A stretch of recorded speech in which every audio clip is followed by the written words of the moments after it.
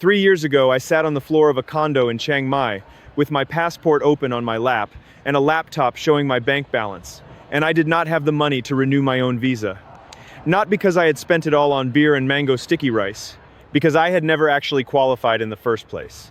I had read the same articles you probably read. Live like a king on $1,300 a month. Beaches, temples, a maid twice a week, mango smoothies for $1. I did the math on rent and food and figured I was covered with room to spare.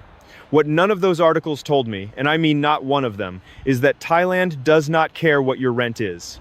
Thailand has its own number, a number the government sets. And if your income does not clear that number, it does not matter how cheap your noodles are. You do not get to stay. I am Daniel Marsh.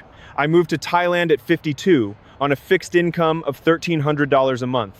And I nearly got sent home 11 months later, standing in an immigration office in Chiang Mai holding a folder of paperwork that was short by $450 a month, every month, on paper, whether I spent it or not. The officer behind the desk did not raise her voice. She just slid the folder back across the counter, tapped one line with her pen, and told me to come back when the number was right. That was it. No warning email, no grace period. Just a closed door and 90 days to fix a number I did not even know I was supposed to be watching. I have since helped over 140 people avoid the exact mistake I made. Because once you sit in that office one time, you never forget the feeling. And you start warning everyone you meet who says the same thing I said, standing in an airport with 2 suitcases. $1,300 a month, I will be fine. Here is what nobody tells you first. Thailand's retirement visa was never built around your cost of living. It was built around a government income floor, a number that has nothing to do with how cheap your noodles are. Quick word before I go further. I put together the exact paperwork, the cheaper visa routes, and the mistakes that cost people their status into a short guide you can grab in the pinned comment below. It is the long version of everything in this video. I will only mention it this once, so grab it if you want it. That government number is what nearly sent me home. And once you understand it, you will understand why almost every Retire in Thailand video you have ever watched is quietly lying to you. To qualify for the non-immigrant OA retirement visa, you need one of 2 things.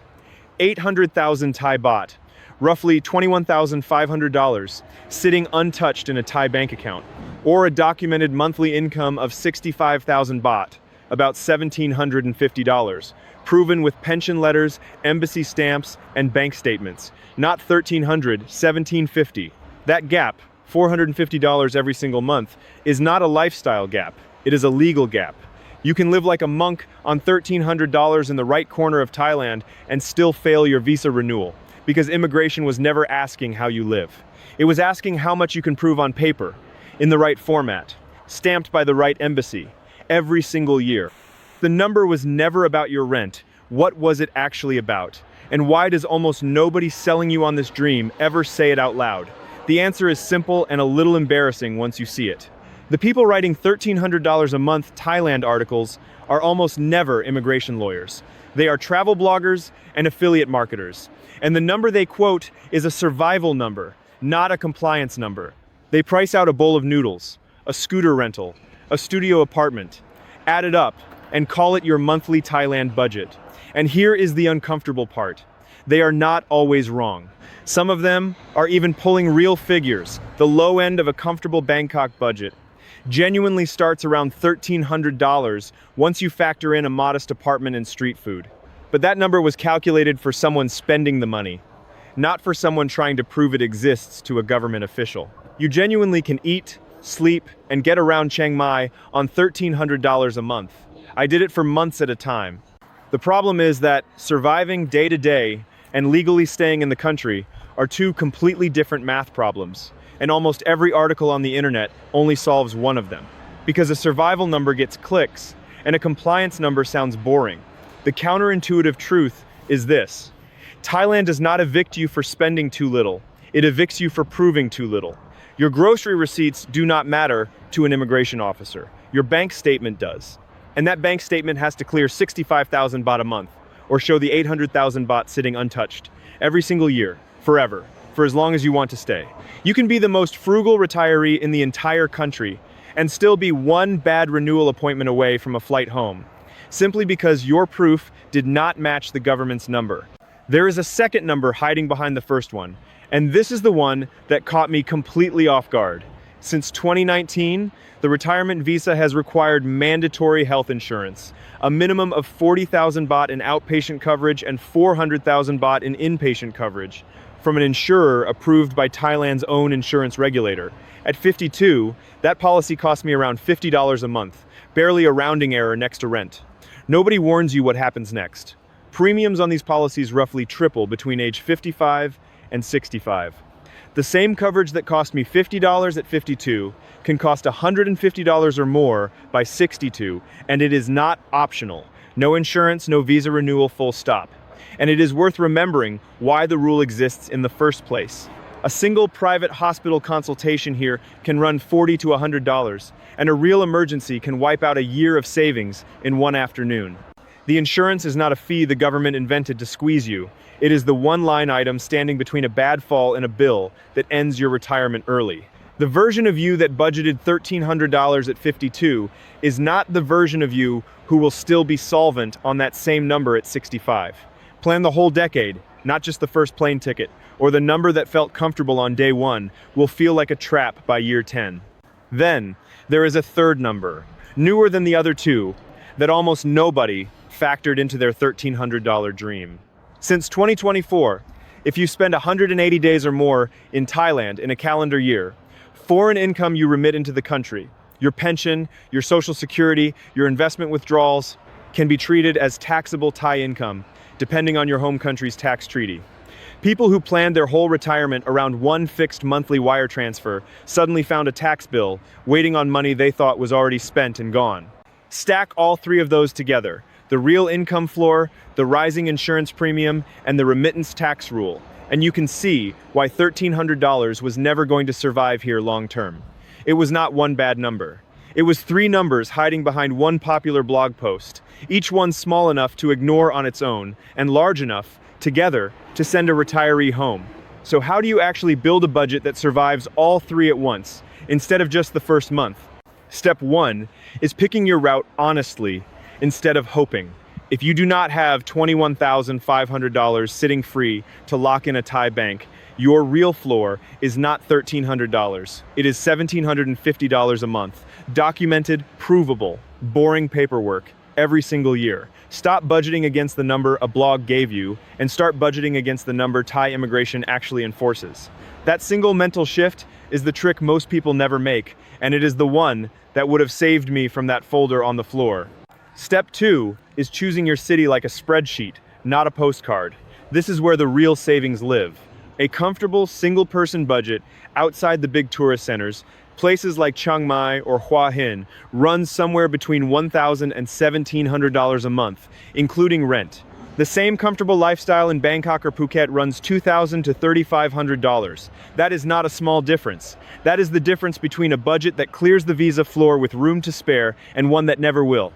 I live in Chiang Mai for exactly this reason, and even inside one city, the choice of neighborhood moves the number. A clean one-bedroom in Santitham runs 7,000 to 12,000 baht, roughly $200 to $340 at the exchange rate we have had through most of 2026. A studio in an older building outside the trendy Nimman district can run as low as 6,000 baht, under $200. Food, if you mix local markets with the occasional restaurant, lands around $250 to $350. A scooter rental runs $60 to $100 with fuel on top of that. Step 3, and this is the one that will save you real money over the years. Buy your mandatory health insurance the year you turn 50, not the year you turn 60. Lock your rate into a lower age band before the premium curve starts climbing, because once you are inside an older band, most insurers will not let you step back down. It costs you almost nothing at 52. It compounds against you every single year you wait, and by the time you feel the pinch, it is far too late to undo it. Step 4. If neither visa route fits your situation right now, know that alternatives exist before you assume Thailand is off the table. The Thailand Privilege Program trades the annual income proof for a one-time membership fee. Useful if your income is irregular, but you have savings. The long-term resident visa targets higher earners, generally $80,000 a year or more, in exchange for far lighter reporting requirements. Neither is a fit for a $1,300 budget, but knowing they exist stops you from either giving up on the country or forcing yourself into a route that was never built for your numbers. Step 5. Mark your calendar the day you land, because the paperwork does not stop once your visa is approved.